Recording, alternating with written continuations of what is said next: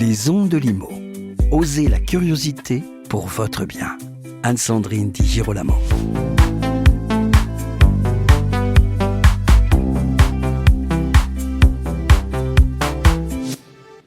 Depuis que le Conseil d'État a condamné le gouvernement à prendre le décret visant à rendre obligatoire une formation minimale des collaborateurs d'agences immobilières, des réseaux de mandataires et des cabinets d'administration de biens, on parle beaucoup de formation chez les agents immobiliers et dans les syndicats. Et cela tombe bien, car mes deux invités, Gilbert Chouchana et Antoine Ménard, dirigeants de Recrutimo, connaissent le sujet parfaitement et je vais pouvoir avoir une discussion très libre avec eux. Bonjour Antoine Ménard. Bonjour Anne-Sandrine. Bonjour Gilbert Chouchana. Bonjour. Première question, et au fond elle est assez directe. Quelles ambitions, selon vous, le secteur immobilier doit-il avoir quant à la formation des professionnels qui le composent ? Gilbert Chouchana. Les ambitions, pour moi, sont très importantes. Oui.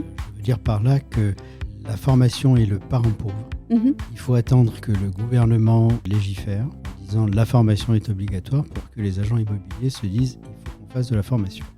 Donc ça, pour moi, c'est un vrai problème. Il faudrait renverser le sujet, en fait. Il faudrait renverser le sujet.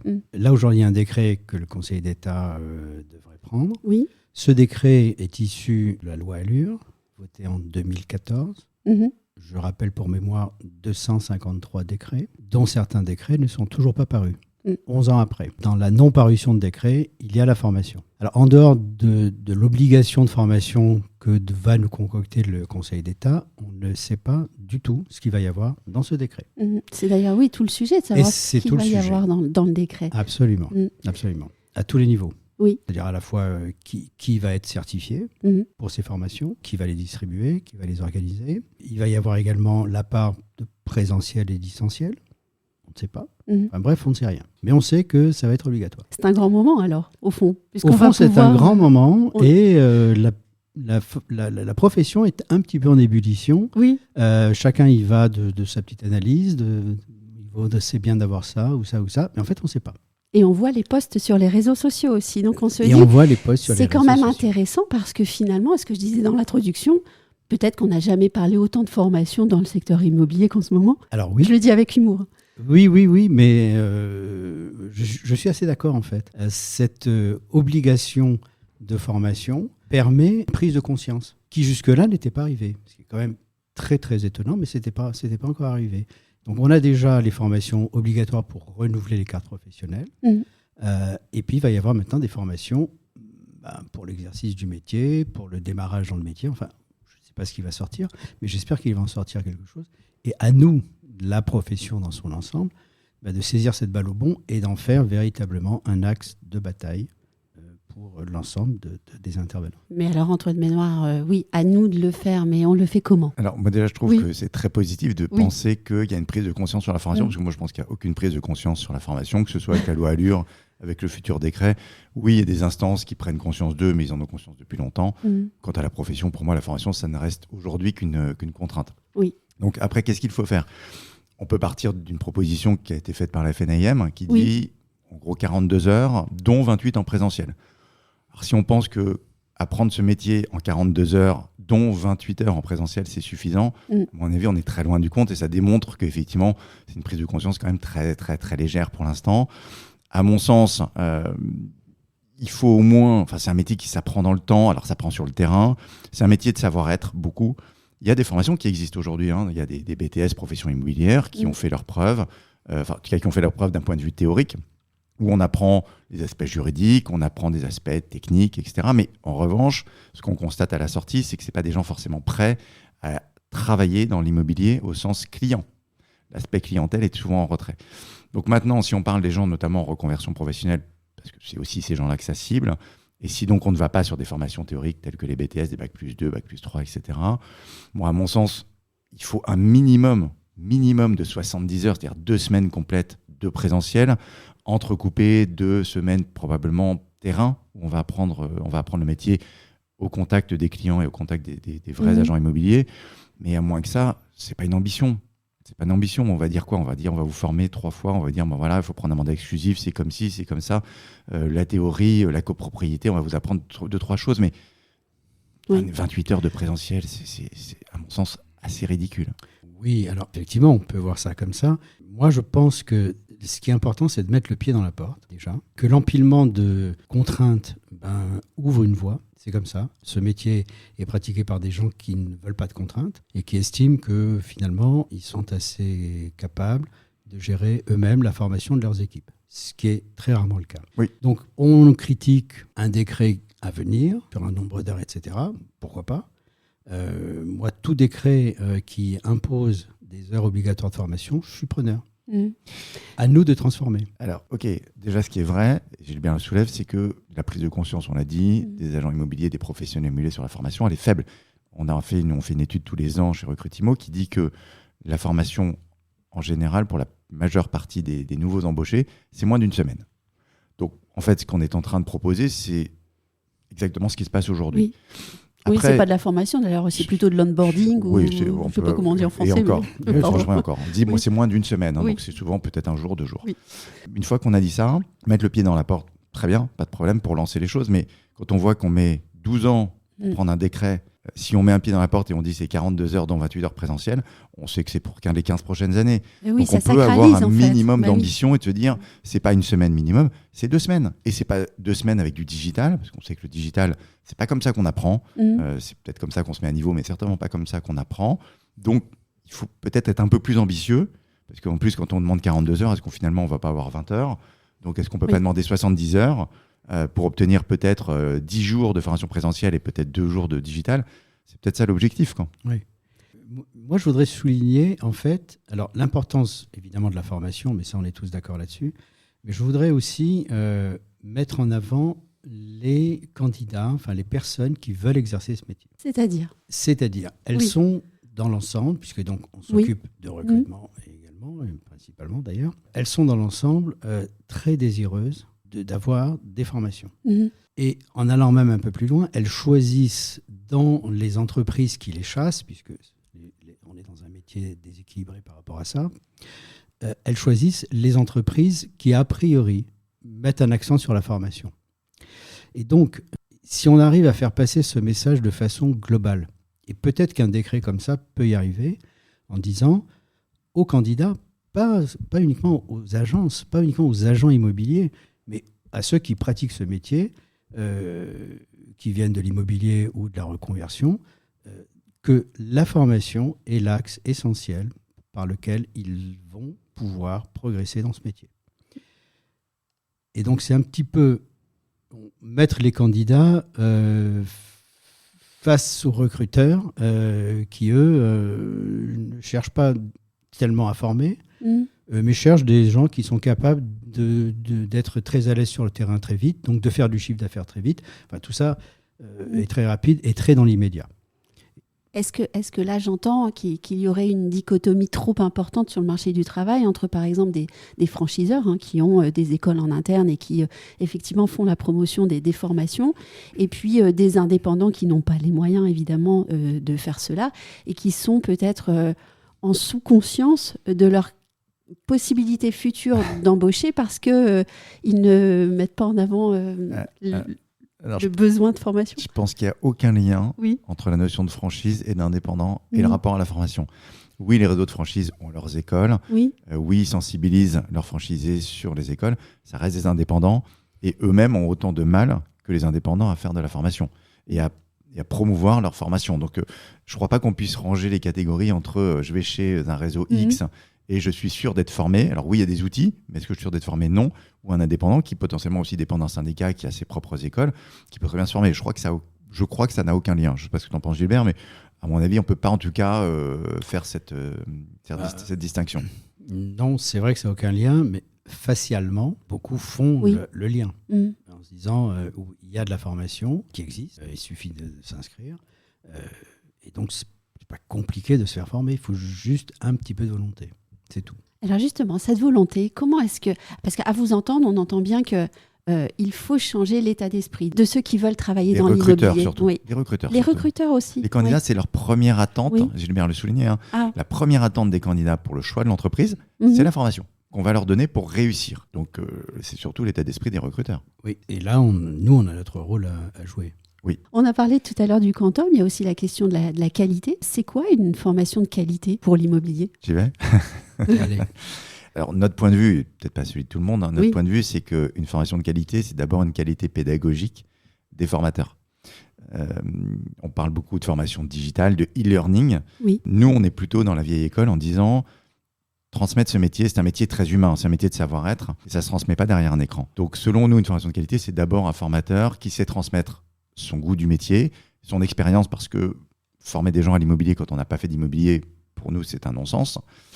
Donc voilà, c'est cette qualité pédagogique, cette capacité qu'a le formateur à transmettre son expérience, son goût pour le métier, sa passion pour le métier. Et donc ça se fait en présentiel. Donc déjà, ça, c'est un point majeur de dire qu'une formation présentielle a quand même plus de qualité, plus de capacité à transmettre des messages qu'une formation en e-learning où finalement, on a une personne qui se concentre plus ou moins ou pas du tout sur ce qu'il apprend. Oui, et puis j'entends aussi que ça ne peut pas être n'importe quel formateur alors. Non, alors, Oui. non, moi je considère effectivement, Pardon, mais... en toute humilité, Oui. effectivement, n'importe qui ne peut pas être formateur, c'est une certitude. Ce qui est dommage, c'est qu'aujourd'hui, on a des certifications telles que Calliope qui sont très importantes pour structurer la profession de formateur, mais qui ne s'attardent jamais sur la qualité pédagogique des formateurs. C'est-à-dire qu'on s'intéresse à la qualité administrative. Est-ce que effectivement la formation est bien déroulée? Est-ce qu'on s'assure que les gens sont bien là, qu'ils participent bien? Il y a plein de bonnes choses dans les indicateurs de Calliope. En revanche, c'est impossible. Personne ne vient jamais voir si les gens sont contents. Alors, il y a des questionnaires de satisfaction qu'on peut analyser, mais enfin, on sait bien que c'est très subjectif. Mais la qualité pédagogique est rarement évaluée. Gilbert Chouchana, est-ce Oui. qu'on peut être un bon formateur si on n'a pas vu un client depuis 20 ans? C'est une très très bonne question. Mm. Je pense que oui. Si on a le goût de transmettre, oui. Et concernant la qualité de la formation dont Oui. on parle, je suis assez d'accord avec Antoine, sous une réserve malgré tout, c'est que le marché est ouvert à tout le monde. Tout le monde peut être formateur, pratiquement. Il y a Calliope, effectivement, qu'il faut obtenir, qui n'est pas toujours évident, mais enfin, ça s'organise, ça s'organise, etc. Et je pense que les pouvoirs publics donnent sa chance au marché. En clair, il va y avoir des sélections qui vont être faites par les intervenants eux-mêmes, par les candidats ou par les recruteurs. Et que cette sélection va tirer vers le haut. Et je pense que c'est ce qu'attendent les pouvoirs publics. Parce que mettre en place une organisation permettant de contrôler le savoir-faire pédagogique, c'est impossible. On n'a ni les moyens, ni les ambitions pour ça, en tout cas dans ce gouvernement, enfin dans ces gouvernements successifs. Je te rejoins, c'est impossible à mettre en place, tu as complètement raison. En revanche, là encore, je te trouve très optimiste sur la capacité des participants aux formations à sélectionner les meilleurs, parce que quand on voit aujourd'hui dans la profession ce qui est choisi comme formation, on choisit d'abord une formation qui est facile à faire, qui est pas chère, devant laquelle j'ai pas besoin de rester 7 heures en réalité, parce que c'est pratique. Donc l'ambition aujourd'hui quand même de certains et d'un certain nombre de personnes, c'est de répondre à l'obligation du nombre d'heures de formation avant de choisir la qualité de la formation. Oui, pour l'instant. Pour l'instant. Pour l'instant. Et si on observe un petit peu ce qui s'est passé avec la loi Allure, il y a beaucoup de décrets qui ont été pris où il n'y a pas de sanction véritable, en fait. La sanction venant des intervenants qui attaqueraient en justice, au tribunal, ou des agences, ou des particuliers éventuellement. Et là, il y aurait une jurisprudence qui serait issue de ces actions-là. Et l'ensemble de la loi Allure est pratiquement basé sur ce schéma. Et du coup, je crois que la formation, en fait, on est en plein dedans sans le savoir. Et qu'il va y avoir des gens qui ne vont pas être satisfaits des formations. C'est-à-dire qu'ils ont payé, et puis voilà, ils ont un résultat qui est très, très médiocre. Donc, il peut, alors je ne suis pas devin, mais il peut y avoir un changement qui s'opère par ce biais-là. À l'instar un peu de ce qui se passe dans le monde du salariat, en fait, où l'employeur doit maintenir l'employabilité de ses salariés en les formant régulièrement. Exactement. Oui. Exactement. Et moi, je verrais bien un salarié dire j'attaque mon employeur parce que je n'ai pas été formé. Aïe, aïe, aïe. On verra. Aïe, aïe, aïe. Antoine est toujours un peu plus sceptique. Oui, non, mais Gilbert est très optimiste, mais je trouve ça super. Je suis peut-être un petit peu plus pessimiste et j'y crois peut-être un peu moins. Alors oui, peut-être que des très bons formateurs seront choisis par des très bons recruteurs et des très bons employeurs pour dispenser parce que ils vont On va leur prouver qu'on va les aider à progresser et avoir des meilleurs résultats. Mais je reste convaincu qu'une grande partie de la profession aujourd'hui attend d'abord de faire des heures avant de se poser la question de la qualité. Puis il y a un autre sujet aussi sur ces heures, parce que j'échange beaucoup avec beaucoup avec nos clients sur la formation. Et c'est vrai qu'il y a beaucoup de patrons d'agences immobilières qui disent mais moi c'est 42 heures, enfin c'est 14 heures annuelles, c'est 42 heures sur 3 ans. Franchement, pour moi, je comprends pas. Autant pour mes collaborateurs, je peux comprendre parce qu'ils doivent progresser. Et pour les futurs, je vais comprendre parce qu'ils ont besoin de connaître le métier. Mais dis-moi, ça fait 25 ans que je connais le métier. Alors oui, je peux progresser ou me remettre un peu à niveau. Mais 42 heures, franchement, c'est un non-sens. Donc en fait, ces gens-là, quand ils nous appellent, ils nous disent « Est-ce que vous pouvez me donner des heures, en gros, sans les faire ?» Ce qui est impossible. Mais c'est une demande. Après, s'ils vous parlent à vous, Antoine, c'est peut-être aussi parce qu'ils sont déjà conscients quand même. Parce qu'il y a aussi tous les autres qui restent perdus dans les normes du net. Moi, je suis assez favorable à cette obligation, y compris pour des patrons d'agence qui ont 25 ans de métier. Moi, ça me gêne pas. Je n'ai pas dit que je n'étais pas favorable. Je dis que c'est le sujet qu'évoquent certains. Après, il y a aussi la question du contenu, au sens où qu'est-ce qu'on leur offre ? Parce que 42 heures à renouveler, etc., quand on voit que les sujets n'ont pas beaucoup évolué, ou alors s'il y a le thème à la mode, et puis voilà, tout le monde va le faire. Donc, qu'est-ce qu'on apprend au cours de ces formations et qu'est-ce qu'on offre comme contenu de formation ? Alors, c'est vrai que le contenu de formation est dans un métier où finalement la méthode est toujours la même. Oui. C'est-à-dire depuis 30 ans, comment on s'adresse à un client, mais ce n'est pas que dans l'immobilier, comment on s'adresse à un client, comment on découvre le besoin d'un client, comment on argumente, comment on contre-objecte, etc. Ça évolue peu. Alors comment on se distingue moi je considère qu'on revient sur la fameuse qualité pédagogique, c'est-à-dire que des jeunes embauchés, notamment si on prend depuis 2017 dans un marché que moi j'estime avoir été un marché assez facile, dans lequel on s'est très peu occupé des acquéreurs, dans lequel l'agent immobilier n'est plus un commercial, mais finalement quelqu'un qui ouvrait des portes, prenait une offre ou n'en prenait pas, peu importe. Et aujourd'hui, dans un marché qui est redevenu un marché difficile, enfin pas difficile, mais un marché qui est plus compliqué, dans lequel on attend beaucoup plus de compétences, là, il faut peut-être revenir justement sur les fondamentaux. Et la qualité pédagogique fait qu'on peut transmettre les choses, c'est-à-dire être capable d'expliquer pourquoi telle étape dans la prise d'un mandat est importante, comment on doit le faire. C'est aussi la qualité du formateur. Oui, c'est très juste. J'ajouterais juste un point. Au fur et à mesure des années qui passent, en fait, le besoin de formation en management devient extrêmement important. Oui. C'est-à-dire, embaucher, c'est bien. Garder ses équipes, déjà, c'est autre chose. Oui. Et là, on rentre dans du management. Et avoir des sorties paisibles aussi. Et il y en a de moins en moins. Exactement. Et donc, alors il y a beaucoup de mots à la mode comme l'onboarding, mais aussi l'outboarding. Je me sépare d'un collaborateur. Je vais essayer de le faire en sorte que peut-être nos chemins vont se recroiser dans quelques années. Donc ça, c'est des choses relativement nouvelles. Et je pense que qu'est-ce qui fait la bonne formation ? C'est alors la connaissance du métier, évidemment, d'avoir pratiqué ce métier, évidemment, je dirais, et après de capter l'attention du public. Capter l'attention du public, c'est de se connaître soi-même déjà, c'est important, et de connaître son auditoire. Et par rapport à ça, chez Recrutimo, on travaille beaucoup sur les couleurs, puisqu'on réagit tous, ou à peu près en fonction de couleurs qui sont déterminées par je ne sais plus quel sociologue, psychologue. Et en fait, nous, on essaye d'aller plus loin. C'est-à-dire, on essaye de ne pas dire aux gens, vous avez telle couleur, donc tel type de comportement. Et on essaye de comprendre, en ayant cette couleur-là, avec un client qui a peut-être une autre couleur, comment je vais organiser ma découverte client, dont parlait Antoine tout à l'heure.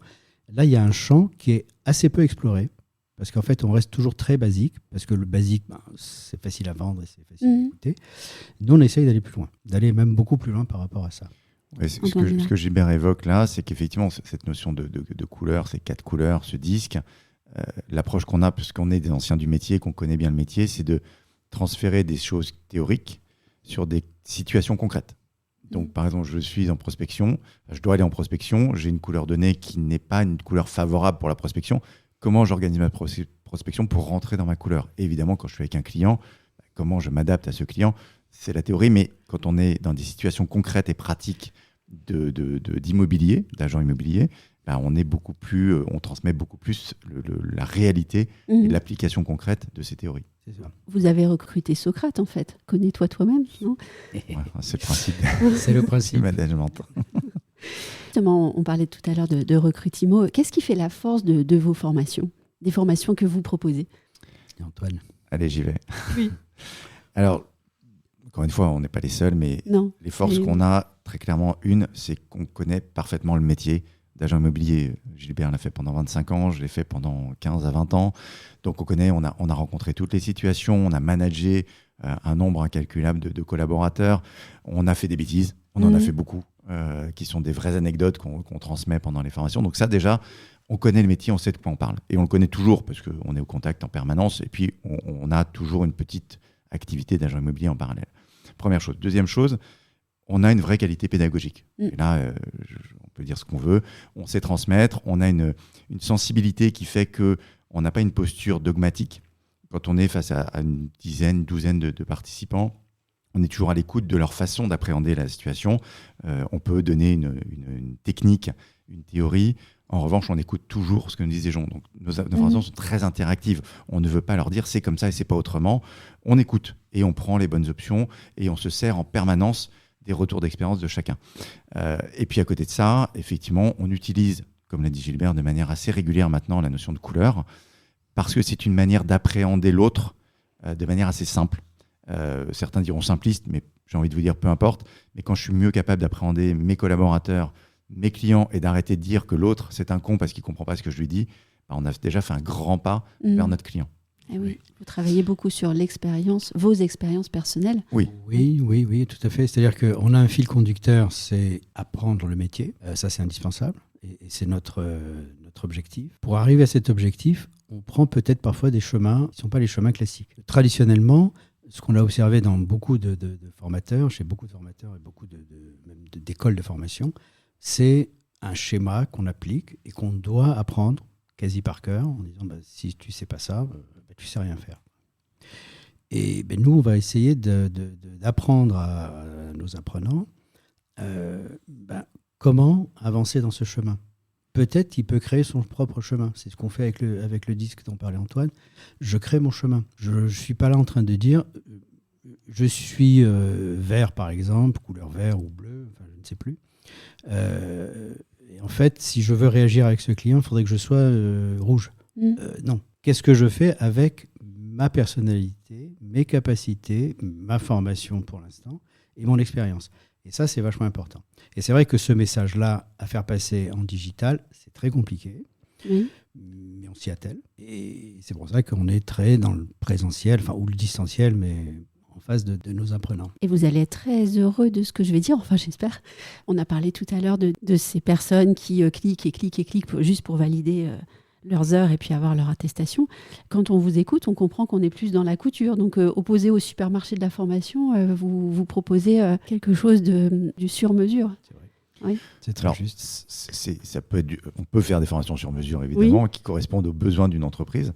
Et après, oui, c'est l'animation de la formation qui est sur mesure. Moi, quand je commence une formation, je n'ai pas un timing précis avec pendant 3 minutes et demie, on fait ça, pendant 10 minutes et demie, on va faire ça.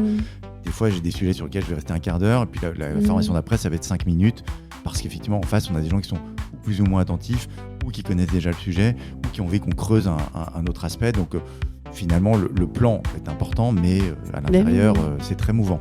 Et d'ailleurs, pendant tout cet entretien, vous n'avez jamais parlé d'apprenants, mais toujours de personnes.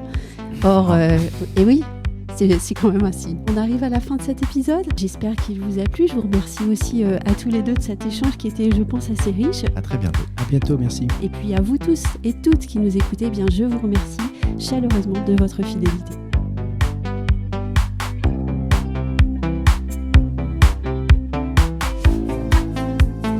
Retrouvez les Ondes de Limo sur ondedelimo.com, les réseaux sociaux et la newsletter.